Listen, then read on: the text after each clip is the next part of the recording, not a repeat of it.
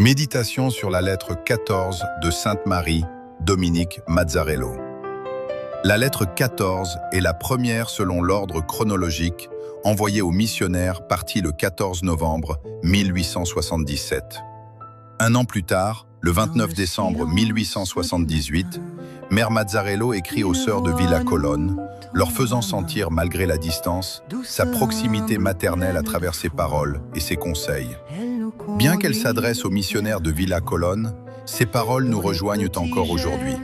Lorsqu'elle écrit « Je suis contente de votre façon de faire et de travailler », elle nous invite nous aussi à réfléchir sur notre manière de vivre et d'agir. Pour la mère, le travail ne se limite pas aux œuvres extérieures. Il est avant tout un chemin de croissance personnelle et communautaire. Elle insiste, travailler uniquement pour Jésus, avec une seule intention, tout pour Dieu et pour son amour. Nous avons ainsi la mission de faire grandir les autres dans la vertu, surtout par notre témoignage. Car comme le dit le proverbe, les écrits restent et les paroles s'envolent. Vertus essentielles, humilité et obéissance. Mère Mazzarello nous encourage à être humble, obéissante, aimant le travail accompli avec une intention droite.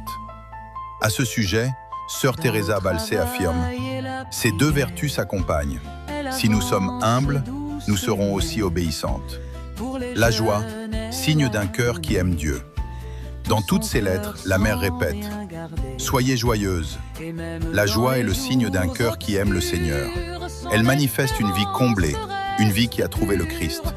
Cette joie doit être visible et s'exprimer avec simplicité dans notre manière de vivre. Combat spirituel et vigilance. Mère Mazzarello nous exhorte à ne jamais faire la paix avec nos défauts, ne jamais laisser passer un défaut sans le corriger. Comme le dit le proverbe, on bat le fer quand il est chaud.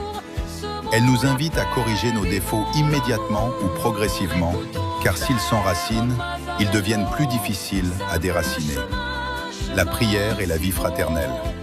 Pour avancer, elle nous recommande de prier beaucoup les unes pour les autres, de considérer la prière comme une arme contre le péché, de la voir comme la nourriture du chrétien.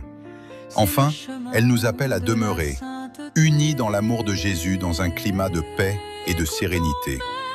C'est là le grand désir de Mère Mazzarello pour chacune de nous. Bonne méditation et n'oubliez pas de s'abonner, partager, commenter et aimer la vidéo, de venir nous rejoindre sur la voie de Valdoco et de Mornez afin de mieux connaître les saints de la famille salésienne.